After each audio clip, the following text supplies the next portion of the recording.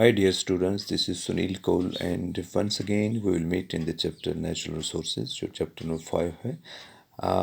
As in the last video we had uh,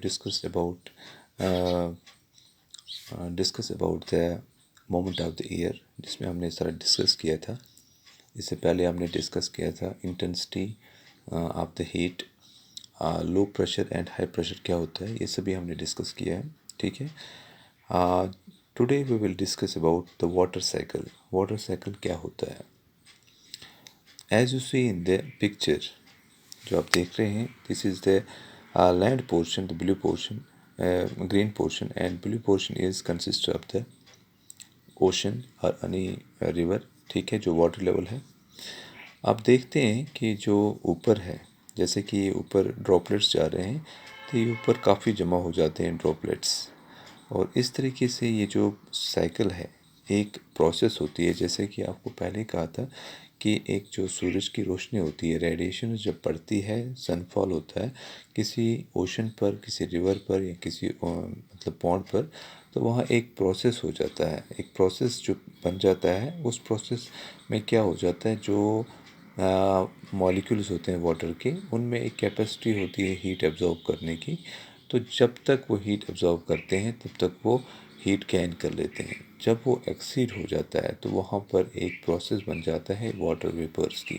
तो ये water vapours जो है ये ऊपर की तरफ जाते हैं, जो लाइट हो जाते हैं. इनके वाटर मॉलिक्यूल जो है वो लाइट हो जाते हैं, तो वो ऊपर की तरफ, जैसे आप देखते हैं, ये ऊपर की तरफ जाते हैं.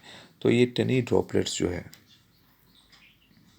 ये टनी ड्रॉपलेट्स जो है, ये टनी ड्रॉपलेट्स ऊपर आप देखते हो, इसमें ये ऊपर की तरफ जा रहे हैं, तो ये काफ़ी असेंबल होते हैं. ठीक है, तो एक प्रोसेस बन जाता है और ये प्रोसेस आहिस्ता आहिस्ता हो जाता है. जब सनलाइट पड़ती है तो ये हो जाता है, मतलब ये वो वेपर्स ऊपर चढ़ते हैं. तो इस तरीके से एक ऐसा पोर्शन बन जाता है ऊपर, जो वाटर ड्रॉपलेट्स की वजह से, तो वहाँ पर एक क्लाउड की शेप ले जाती है. तो क्लाउड जो शेप होती है, तो एक पूरा सा आप देखते हो कि ऊपर एक वाइट कलर का एक मतलब एक रूप सा बनता है. तो उसमें एक प्रोसेस हो जाती है. उस प्रोसेस को हम बोलते हैं द प्रोसेस ऑफ कंडेंसेशन. जब वो वाटर ड्रॉपलेट्स कूल हो जाते हैं, तो वो वाटर ड्रॉपलेट्स पहले मिलते हैं, जैसे छोटे छोटे वाटर ड्रॉपलेट्स हैं, एक या दो, ये बड़ा सा मॉलिक्यूल बन जाता है वाटर ड्रॉपलेट्स का.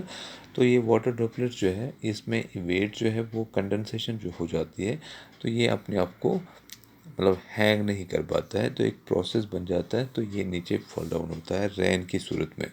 तो ये रेन बन जाता है. जब ये और कूल हो जाते हैं तो ये स्नोफॉल हो जाती है. जब मतलब एक प्रोसेस हो जाता है, इसी से ये प्रोसेस रेन की भी होती है और स्नोफॉल की भी होती है.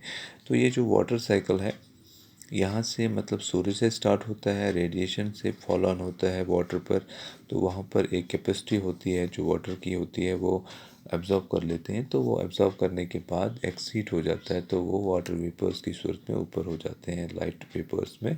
तो वो वहाँ पर ड्रॉपलेट्स की सूरत में बैठ जाते हैं. तो एक प्रोसेस हो जाता है. जब कूलिंग होती है ऊपर, तो कंडेंसेशन प्रोसेस होता है. तो उस कंडेंसेशन प्रोसेस की वजह से रेन फॉल हो जाता है और उसके आगे स्नोफॉल भी होता है. तो एक ऐसा प्रोसेस है जिसमें आप एक वाटर साइकिल पूरा आप दे सकते हैं, मतलब एक एक साइकिल पूरा हो सकता है.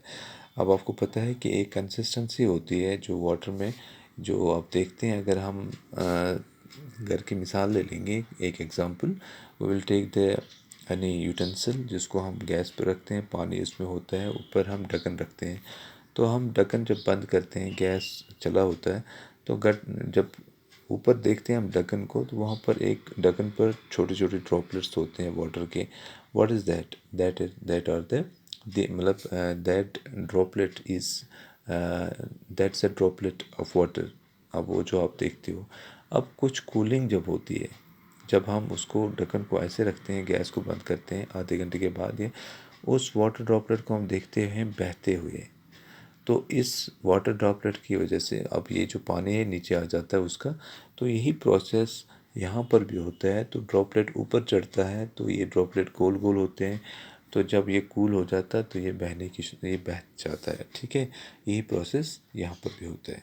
तो होप आपको ये थोड़ा सा आज पता लगा होगा अबाउट दिस वाटर साइकिल। इसके आगे हम थोड़ा सा और ले लेंगे कल video, we will see what will be in the concluding part. Till then take care and goodbye, thank you very much.